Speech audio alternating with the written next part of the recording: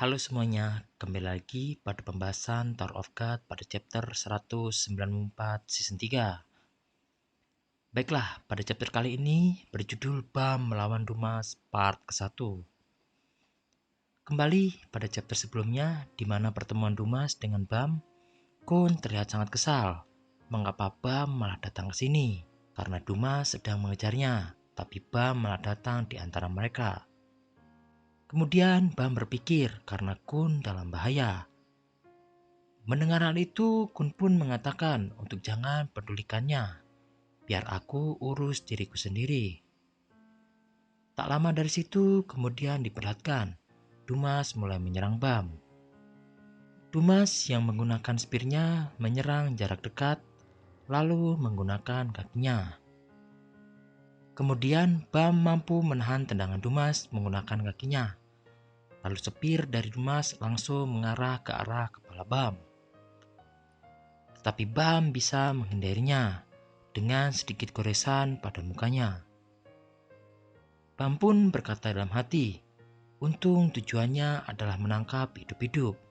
Kalau Dumas berniat membunuhku dengan menusuk seperti barusan, aku sudah pasti mati.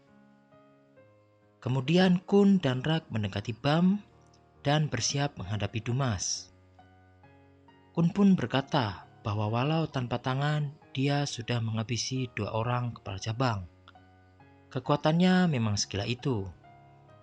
Bam pun sependapat, dia juga sadar setelah melihat sosoknya saat tadi bertarung. Dia terlihat berbeda dari sebelumnya. Kun pun menjelaskan, Dumas jadi begitu setelah diserang oleh para kepala cabang. Ini sulit dipercaya, tapi mungkin dia memang tidak bisa mati. Kemudian Rak meyakinkan mereka untuk jangan gentar sebelum bertarung. Spearku pasti bisa akan menemukan jantung makhluk itu dan membunuhnya. Kemudian Kun akan mencoba menghadang spear yang datang sebisa mungkin. Mungkin tidak lama atau mungkin tidak bisa. Meski sulit, Kun akan mencari kelemahannya. Di panel ini pun Dumas mulai menyerang kembali. Kun menyemangati mereka untuk jangan tunjukkan rasa takut sedikit pun dan harus kuat menghadapinya. Kemudian Dumas secara bersamaan menombakkan spear, tetapi tidak mengarah ke arah Bam, justru mengarah ke arah Kun dan juga Rak. Sedangkan tubuh Dumas berhadapan dengan Bam. Kemudian melihat serangan dari Dumas, Kun pun mengeluarkan sebuah barrier. Tetapi barrier tersebut dapat ditembus oleh spear Dumas dengan sekali hantam. Melihat hal itu, fokus Bam terpecah dan terus menoleh ke arah belakang, ke arah Rak dan juga Kun. Tiba-tiba di hadapannya, Dumas dengan kakinya berusaha mencengkram kepala Bam. Kemudian menghempaskan Bam dengan jarak yang sangat jauh. Kun pun berpikir bahwa mereka akan sulit menang. Tiba-tiba dalam pikirannya keluarlah Sweet Fish. Kun pun berpikir, kalau terus memakai api ini, suatu saat pasti akan terjadi hal buruk. Tapi mungkin itu tidak akan lebih buruk daripada yang terjadi sekarang. Beralih ke arah Dumas, Dumas pun berkata kepada Bam, Tuan Kepala Keluarga Pobido mencarimu sekarang. Ikutlah aku dengan patuh. Lalu Bam pun menjawab, tidak bisa. Kami sudah mempertaruhkan kebebasan kami pada Tuan Kepala Keluarga.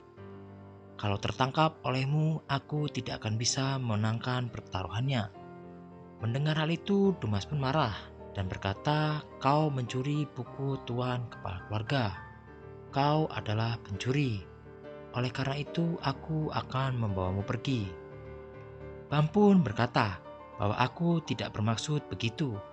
Tapi kalau memang Tuan Kepala Keluarga belum membaca isi buku itu, apa kau tidak bisa berpikir bahwa buku itu mungkin berisi hal yang tidak boleh dibaca oleh Tuan Kepala Keluarga Pobido? Mereka berdua pun saling menyerang.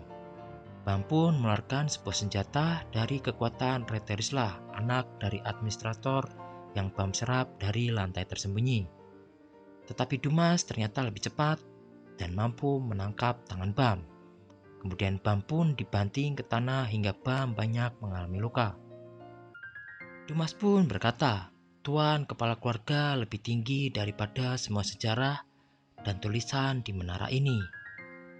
Di menara ini tidak ada satu tulisan pun yang tidak bisa dibaca oleh beliau.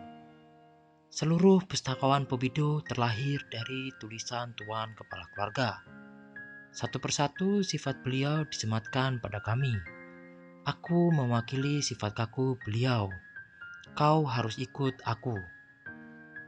Kemudian, dengan keadaan Bam yang melemah dan tidak berdaya, cengkraman Dumas akan membawanya. Tetapi tiba-tiba ada sebuah suara dari belakang Dumas yang ternyata adalah Kun. Seenaknya saja mau bawa orang, memangnya mau dibawa kemana? Diperlihatkan sebuah api biru besar siap menyerang Dumas. Kun pun menghempaskan api itu ke arah Dumas. Api itu pun menyelimuti seluruh tubuh Dumas. Kemudian Dumas pun berkata bahwa api ini tidak panas sama sekali. Kun menjelaskan, pasti begitu sih, api yang digunakan Sweetfish itu sebenarnya bukan api biasa. Tadinya aku juga tidak tahu cara menggunakannya, tapi sekarang apinya harus digunakan seperti itu. Pada panel ini, ternyata kekuatan Sweetfish adalah sebuah mantra terlarang. Dumas pun terkejut karena mantra mengelilinginya. Kun mengingat dulu pernah bersekongkol dengan orang bernama White, yaitu salah satu Slayer Folk. Ini adalah mantra yang waktu itu dia gunakan. Mungkin karena aku membawa kekuatannya, sepertinya sekarang aku bisa menggunakannya juga dengan mantra ini. Terasa kekuatan flame yang dimiliki oleh Sweetfish sekarang ditambah dengan kekuatan yang kuambil dari White, kekuatanku jadi jauh lebih besar dari yang dulu. Kalau semuanya dipadatkan lalu diledakkan, nyawa dan kekuatan dari lawan akan dirampas. Kemudian sepertinya kekuatan dari Kun berhasil merampas tubuh Dumas, akan tetapi seperti yang kita tahu, bahwa jantung dan tubuh asli Dumas tidak di tempat yang sekarang. Kemudian terlihatlah jantung milik Dumas yang diselimuti oleh kekuatan kegelapan. Kemudian tubuh klon yang berada di hadapan Bam tergeletak tidak bergerak sama sekali. Mereka pun melihat sepertinya Dumas sudah mati. Kemudian Kun pun tiba-tiba tergeletak menahan rasa sakit. Kun pun merasakan perasaan apa ini. Hawa yang luar biasa dingin, rasanya seperti seluruh dunia membeku.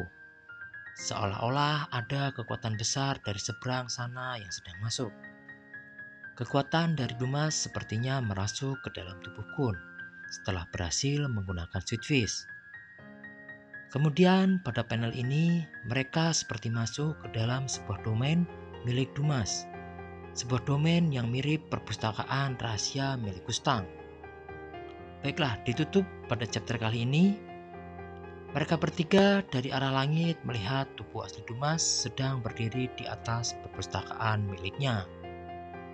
Kemudian Dumas pun berkata dalam hati, sudah lama tempat ini tidak ditetangi oleh orang hidup.